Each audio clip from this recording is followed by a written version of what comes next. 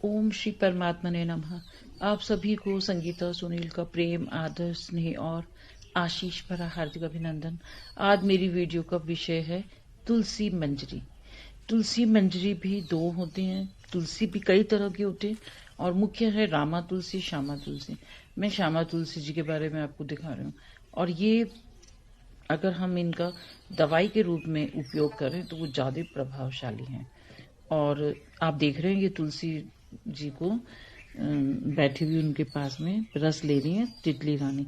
और मैं बहुत देर से देख रही थी और मैंने सोचा कि ये कहते हैं ना, प्रत्यक्ष के प्रमाणम, प्रत्यक्ष के लिए प्रमाण की कोई आवश्यकता नहीं होती। तो जीव जंतु हमें बहुत कुछ सिखाते हैं।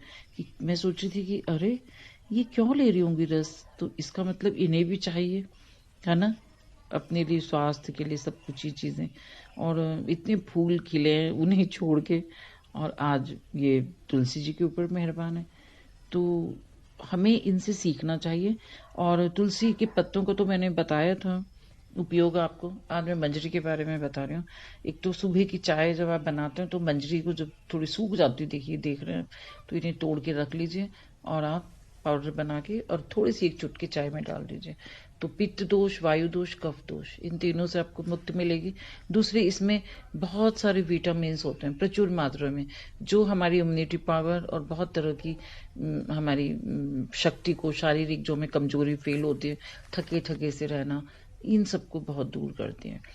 तीसरे क्या फायदा है, अगर जैसे माइग्रेन है किसी को, तो आप इसका 500 ग्राम धागे वाली मिश्री को पीस के पाउडर बना लीजिए। 100 ग्राम ये जो मंजरी है, इनको तोड़कर और सुखाकर उसको पाउडर बना के रख लीजिए और उन दोनों को मिला लीजिए फिर। और एक एक चम्मच दूध के साथ दोनों टाइम आप पीते रहिए, सुबह और रात को या शाम को। तो उससे क्या होगा कि आपका जो माइग्रेन है वो ठीक हो जाएगा। और अगर इसके पत्तों का रस डालेंगे 2-2 बूंद नाक में, या 1 बूंद, यथासंभव जितना आप बर्दाश्त कर सकते हैं, तो माइग्रेन की बीमारी बिल्कुल छूमंतर हो जाएगी आपकी।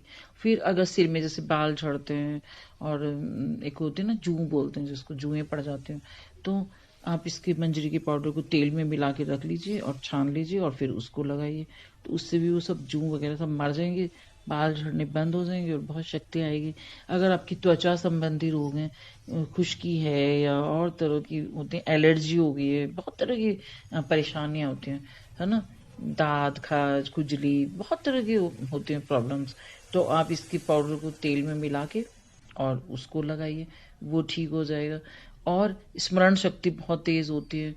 और इतने फायदे हैं इसके, पित्त दोष, वायु दोष, कफ दोष, इन सब में बहुत कारगर है।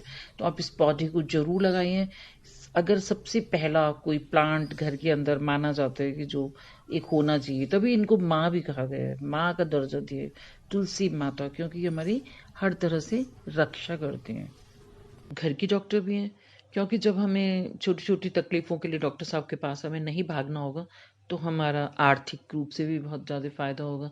भाग दौड़ से बचेंगे और हम एक सुकून की ज़िंदगी जीते रहेंगे, पर्यावरण बहुत शुद्ध होगा। और जब इनमें से छोटे छोटे बेबी प्लांट्स निकलेंगे तो कितनी एक हमें खुशी होगी। तो इन पौधों को जब निकलेंगे तो आप बांटिए और फिर देखिए आपको कितना अच्छा लगेगा, क्योंकि पौधे बांटना एक बहुत अच्छी बात है।